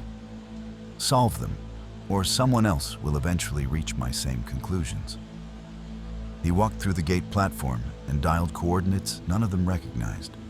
Somewhere outside the gate network, perhaps to the farthest edge of the galaxy. As the wormhole closed behind him, the entire chamber seemed to exhale. "Did we just win?" Jack asked uncertainly. "We bought time," Sam corrected, powering down the dead man's switch. "Now we have to actually prove him wrong." The year following Thanos' withdrawal became known in SGC classified files as the Sustainability Initiative. What started as a desperate promise to prevent galactic genocide evolved into something far more ambitious. An actual attempt to solve systemic problems that had plagued the Gate Network since the Ancients first seeded the galaxy with human life. Sam stood in the briefing room 6 months later, presenting results to an expanded alliance that now included representatives from 43 worlds. The former enemies who'd fought at Dakara had become uneasy partners in galactic development. P4X 639, the first world Thanos spared, has stabilized, Sam reported. "We implemented a combination of agricultural optimization, clean energy from Naquata generators, and cultural education about resource management. Population growth has slowed naturally as economic security increased. Food surplus is up 37%. One world, Baal's hologram observed. He'd remained part of the alliance purely out of self-interest. His territory was safer if Thanos never returned. You were challenged to replicate success at scale, which is why we've expanded the program." Sam pulled up a star map showing 62 worlds highlighted in green. Using ancient terraforming data and Asgard agricultural technology, we've helped these civilizations implement sustainable development. Early results show promise, but it's not enough, Daniel finished, reviewing his own cultural data. For every world we've helped, there are hundreds we haven't reached, and some of our success stories are showing cracks. 3 worlds have experienced political backlash from populations who resented off-world interference. 2 are facing economic disruption from rapid technological change. The Takra have identified 12 worlds where our intervention accelerated existing conflicts. Jacob added, Selmac's deeper voice blending with his own. Good intentions don't always equal good outcomes. Thanos may have been wrong about his methods, but he wasn't entirely wrong about the complexity of the problems. Jack leaned back in his chair. So, what you're telling me is that saving the galaxy is harder than preventing one guy from killing half of it? Substantially harder, Sam confirmed. We're trying to solve problems that have developed over millennia using resources we barely understand, and technology we're still reverse engineering. It's like performing surgery with tools we just invented while the patient is running a marathon. Teal'c, who'd been coordinating with Free Jaffa Worlds, spoke gravely. We have also encountered philosophical resistance. Some populations view our sustainability initiatives as the Tauri imposing their values. They ask, by what right do we determine how other civilizations manage their resources? By the right of preventing mass murder, Daniel shot back, then softened. But Teal'c is not wrong. We're walking a fine line between helping and colonizing. Every choice we make about how to fix another culture's problems carries assumptions about what success looks like. Perhaps that was Thanos' point, Bratak offered from his position at the table. Earth had granted the old Jaffa Master honorary status in these proceedings. He claimed to offer impartial mathematics. We offer subjective solutions wrapped in our own cultural frameworks. Which is truly more fair? The one that doesn't involve killing people, Jack stated flatly. Let's not overthink this. But Daniel was already overthinking it, as was his nature. We've been treating this like a technical problem. Population plus resources equals sustainability. But it's a values problem. Some cultures prioritize growth, others prioritize stability. Some want technological advancement, others prefer traditional ways. We can't just apply one template to thousands of different civilizations. So, what do we do? Sam asked. Because in 6 months, Thanos will be evaluating our progress. If we haven't demonstrated viable large-scale solutions. An alarm cut through the briefing. Sergeant Harriman's voice crackled over the intercom. General O'Neill, we have an unauthorized incoming wormhole. IDC reads as, Sir, it's Thanos. The briefing room went silent. He's not due to check on us for another 6 months, Sam said, already pulling up defensive protocols. Perhaps he grew impatient, Teal'c suggested, rising to his feet. They rushed to the control room overlooking the gate. The event horizon shimmered, but instead of Thanos stepping through, a small probe emerged and clattered to the floor. A holographic display activated, showing Thanos' face. People of Earth and your allied worlds, the recording began. I have monitored your sustainability initiatives with interest.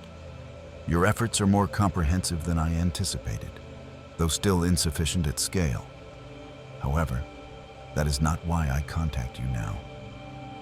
The display shifted to show star charts.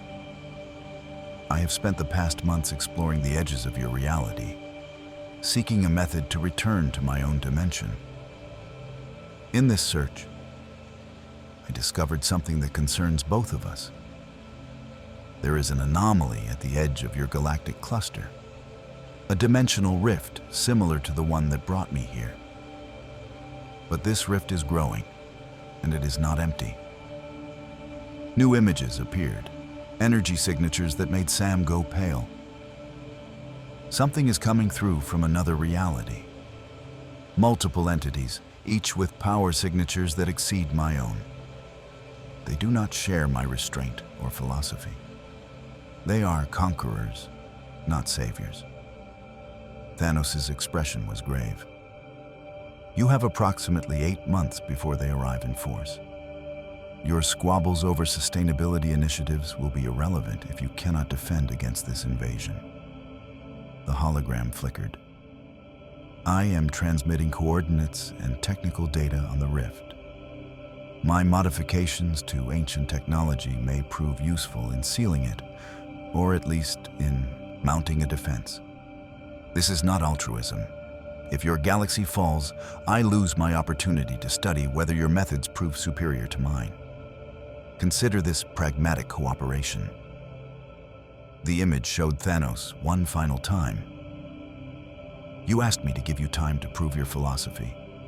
I have. Now I ask the same courtesy. Allow me to return in your darkest hour, when this new threat arrives, and fight alongside you. Not as an ally, but as someone who shares your interest in this galaxy's survival, even if we disagree on what that survival should look like. The hologram vanished. The probe self-destructed in a flash of harmless light, leaving only the transmitted data. Hammond broke the stunned silence. Colonel Carter, verify that data. Confirm if the threat is real. Sam was already analyzing. Sir, these energy signatures, they're similar to what the Ori ships produced. Multiple entities, all with massive power profiles. If Thanos' measurements are accurate, we're looking at something that could make the Ori Crusade look like a minor incursion. So, let me get this straight, Jack said slowly. We convinced the Mad Titan who wanted to kill half the galaxy to stand down, and now something worse is coming that might actually make us work with him. It appears so, Teal'c confirmed. I really hate this job sometimes. Daniel was studying the technical data Thanos had provided. He's given us detailed schematics on how he modified ancient technology. This is incredible. He's essentially sharing everything he learned, all his research. Why would he do that? Because he is a warrior, Bratak said with unusual respect. And warriors recognize worthy opponents. We proved ourselves at Dakara, not through victory, but through our willingness to sacrifice everything for our principles. He may disagree with us, but he respects us. That is something. It's also a warning, Baal added, his hologram unusually serious. If Thanos considers these incoming entities more dangerous than himself, we should take that very seriously indeed. I propose we table our sustainability debates and focus on galactic defense. No, Sam said firmly. We do both. We continue proving Thanos wrong about sustainability while preparing for this new threat. Because if we abandon our principles the moment something scary appears, we prove him right. That civilizations can't maintain their values under pressure. Colonel Carter makes a valid point, Hammond agreed.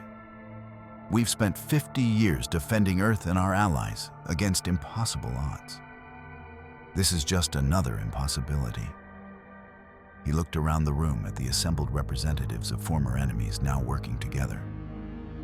We've already done the impossible once. We got Goa'uld, Tok'ra, Jaffa, and Tauri to cooperate. Whatever's coming through that rift, we'll face it the same way we faced Thanos. Together. And if that means accepting help from someone who murdered millions? Daniel asked quietly. Then we make that choice when it comes, Jack replied. Right now, we have 8 months to prepare for something that scares Thanos. Let's not waste them debating philosophy.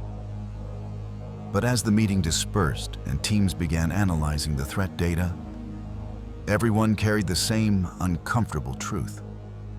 They'd convinced one genocidal utilitarian to reconsider his methods by promising to solve unsolvable problems. Now they had to actually deliver on that promise, while facing an even greater threat.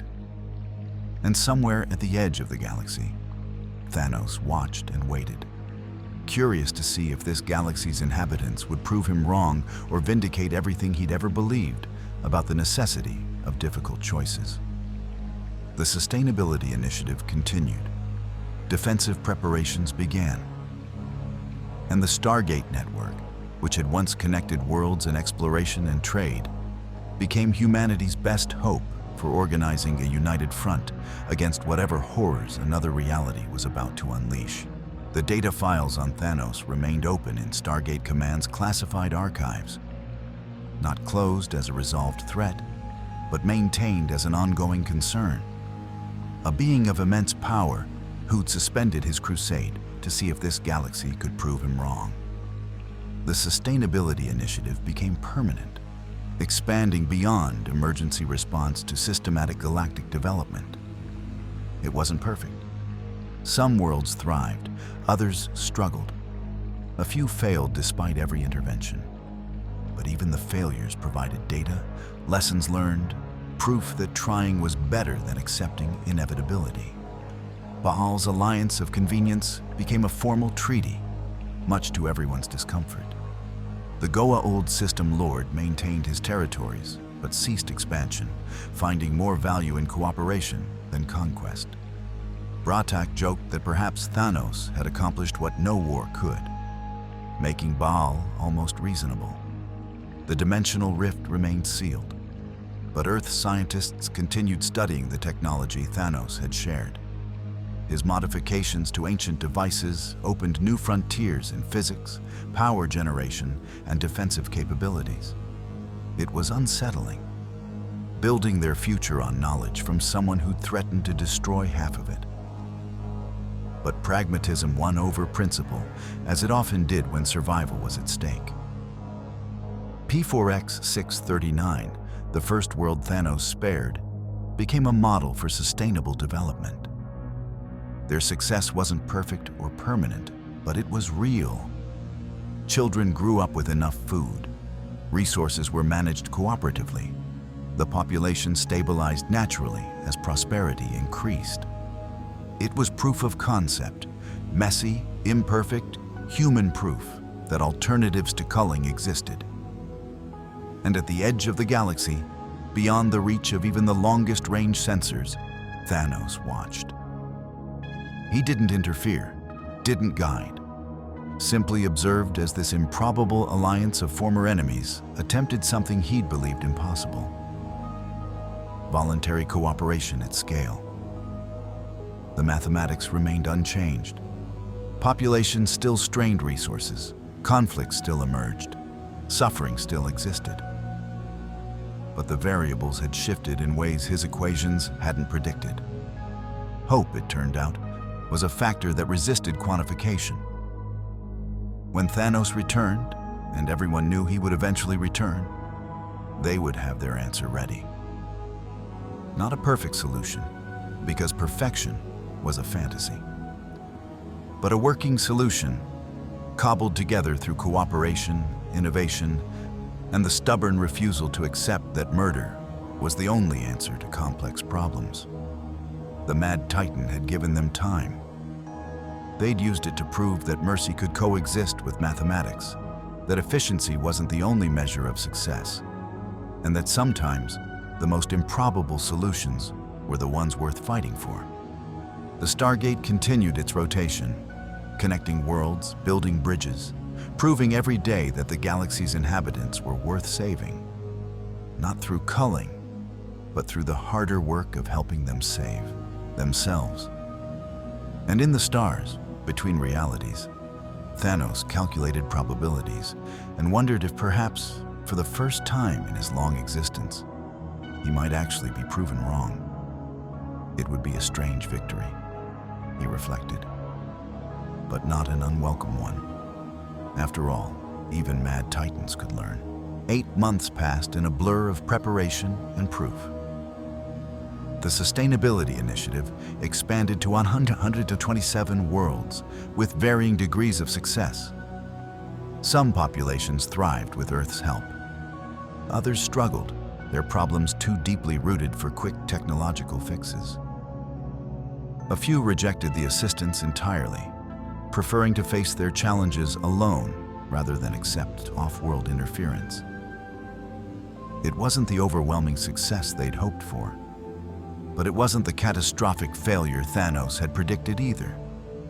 It was messy, complicated, and very human, which was perhaps the point. The dimensional rift had grown precisely as Thanos predicted. Now it dominated long-range sensors, a tear in reality that pulsed with energies that made ancient technology seem primitive. Earth's allies assembled a defensive fleet. The Tauri ships Odyssey, Korolev, and Sun Tzu. Baal's remaining Hataks operating under strict treaty. Asgard vessels led by Thor's successor. And free Jaffa battle wings commanded by Bratak himself. It wouldn't be enough. Everyone knew it. But they gathered anyway, because that's what civilizations did when facing extinction. They stood together even when mathematics suggested surrender. The first entity emerged from the rift on a Tuesday.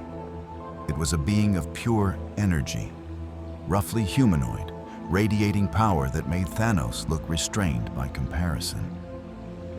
It scanned the assembled fleet with something approaching amusement, then transmitted in all known languages simultaneously. This galaxy is now claimed. Submit or be unmade. I really miss the days when aliens just wanted to enslave us, Jack muttered from the Odyssey's bridge. At least enslavement implied we'd still exist. The entity raised what might have been a hand. 3 Jaffa al-Kesh simply ceased to exist, erased from reality without explosion or debris. They were there, then they weren't. All ships evasive, Colonel Emerson commanded. Carter, do we have any weapons that might actually hurt that thing? Sam was frantically analyzing sensor data. It's similar to ascended beings, but more aggressive. Ancient weapons might work if we could get targeting lock, but... The Odyssey rocked as the entity's attention turned toward them. Shields went from full to 20% in one hit. Another strike like that and they'd lose containment. Then the entity stopped mid-attack, looked toward the rift with what might have been surprise. Thanos emerged from the dimensional tear, his armor upgraded with technology that glowed with ancient energy patterns. He'd spent 8 months preparing for this moment, just as they had. I apologize for my delay. He transmitted across all frequencies. It took longer than anticipated to modify my transport systems for transdimensional travel. I see you've begun without me. The energy entity turned fully toward Thanos. You are the dimensional contamination. You do not belong here. Neither do you, Thanos replied. This galaxy has shown me something unexpected. Civilizations attempting to evolve beyond violence despite every pressure toward conflict. I have invested time in determining whether their path has merit. I will not allow you to destroy my experiment before results are conclusive. Your investment is irrelevant. Then demonstrate its irrelevance. Thanos launched himself at the entity with speed that blurred reality. They collided in a flash of purple and white energy that sent shockwaves across the battlefield. Did Thanos just save us? Daniel asked from the Odyssey's science station. Temporarily, Sam corrected. Those two are evenly matched at best, and sensors are detecting 3 more entities coming through the rift. Jack slapped his comm. All ships, focus fire on the rift itself. Maybe we can destabilize it, cut off reinforcements. Ancient drone weapons, Asgard beam weapons, plasma torpedoes, and even old-fashioned railguns converged on the dimensional tear. The rift flickered, energy patterns disrupting. Thanos, grappling with the entity, transmitted rapid calculations directly to the Odyssey. Your weapons are helping. The rift's coherence is decreasing. Continue bombardment at current intensity for 93 more seconds. He's actually working with us, Sam said, wonder in her voice. Sharing tactical data in real time. Don't get used to it, Jack replied. The enemy of my enemy is still probably going to try to kill half the galaxy later. The entity Thanos fought unleashed energy that would have vaporized a hot dog. Thanos absorbed it through his upgraded armor and redirected it back doubled. The entity recoiled, surprise evident even in its alien form. Your power is adequate, the entity acknowledged, but pointless. We are infinite. You are one. I am one with principles worth defending, Thanos corrected. These people are infuriating, idealistic, and often illogical. But they are also innovative, adaptable, and have somehow convinced species that spent millennia killing each other to work toward common survival. That is statistically improbable enough to warrant protection. He drove his fist through the entity's energy matrix. It screamed, a sound that crossed dimensional boundaries and made human ears bleed. Then it began to destabilize. 70 seconds, Sam called out. The rift is collapsing. More entities tried to force through the narrowing tear. The combined fleet's bombardment intensified. Thor's Asgard ships deployed specially modified weapons based on Thanos' transmitted schematics. Baal's Hotaks poured plasma fire in synchronized waves. And Thanos, the mad titan who'd murdered millions in the name of balance, fought like something possessed to protect a galaxy he didn't even belong to. The entity he fought finally collapsed into dispersing energy. Thanos immediately moved to intercept the next wave emerging from the rift. 41 seconds. Increase firepower to the rift's northern quadrant. He's right, Sam confirmed. That's the stability point. If we can collapse that section, every ship in the fleet concentrated fire on a single point. The dimensional rift shuddered. Reality itself seemed to scream. 20 seconds. Thanos grabbed the partially emerged second entity and threw it back into the rift with force that created visible distortions in space-time. Now, everything you have. Odyssey fired its full arsenal of ancient drones. The Asgard ships unleashed beam weapons at maximum power. Even Baal's ships, which everyone had half expected to flee, held position and emptied their weapons. The rift collapsed. The dimensional tear sealed itself in a cascade of imploding energies that left nothing but empty space, where an invasion force had been emerging. Sensors showed clear readings. The threat was gone. Silence filled the comm channels as everyone processed what had just happened. Finally, Hammond's voice came from Earth. All ships, report status. Damaged but intact. The reports filtered in. Casualties were light. Remarkably light, considering they'd just fought beings from another reality. And Thanos floated in the void where the rift had been, his armor scarred, but his presence still imposing. The invasion has been prevented, Thanos transmitted. The dimensional barriers should remain stable for several centuries, possibly longer. You are safe from this particular threat. Thank you, Daniel said over the open channel, for fighting with us, for sharing your technology, for saving us, essentially. Do not misunderstand, Thanos replied. I did not save you out of altruism. I simply recognize that this galaxy represents a unique data set. Civilizations attempting cooperation, despite every historical precedent suggesting failure. Your sustainability initiative has shown mixed results, but even those mixed results are better than I predicted. He paused, and when he spoke again, his voice carried something approaching respect. You have not solved the fundamental problems I identified. Overpopulation remains an issue on hundreds of worlds. Resource distribution is still inefficient. Many of your interventions have created new problems, even as they solved old ones. By pure mathematics, my solutions would have been more efficient. But, Sam prompted, but efficiency is not the only variable worth measuring. You have demonstrated something I believed impossible. Enemies becoming allies, not through conquest, but through shared purpose. The Goa'uld fighting alongside those they once enslaved. Humans cooperating with species that nearly destroyed them.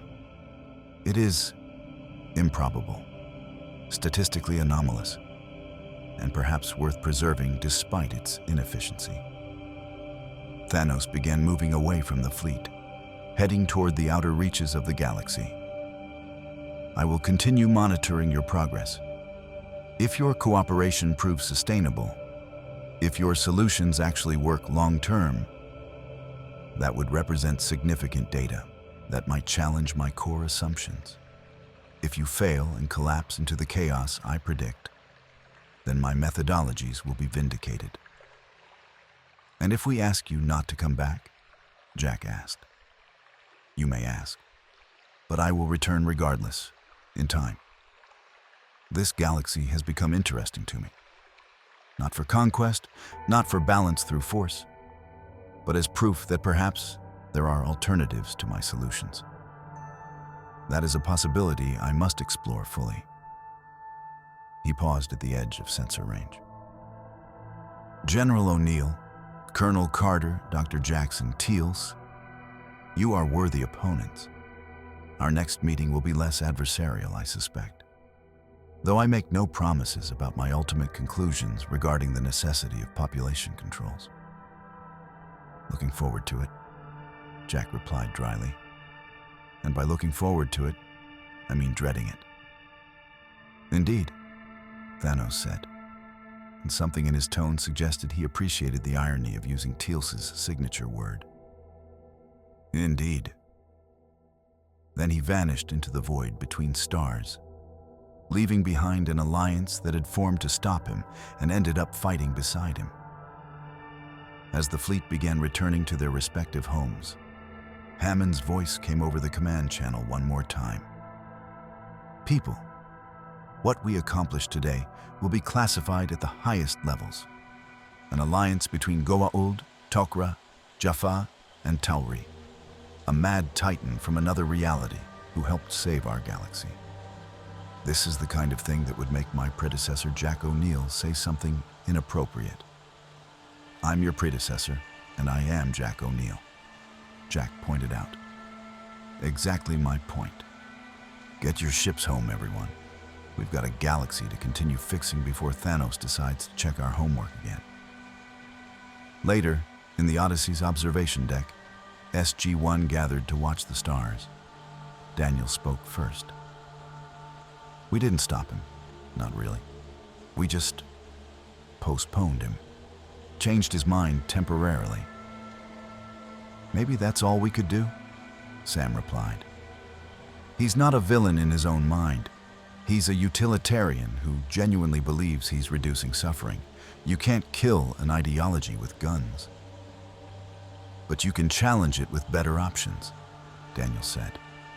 We've got however much time he gives us to prove that cooperation and sustainability work better than culling.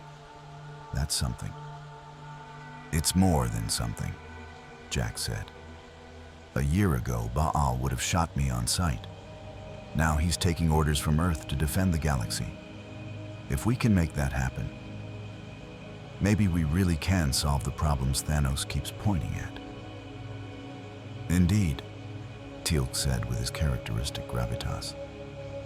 We have demonstrated that even impossible alliances become possible when facing threats that transcend old enmities. That is perhaps the most valuable lesson of this encounter. They stood in silence, watching the stars that represented thousands of worlds.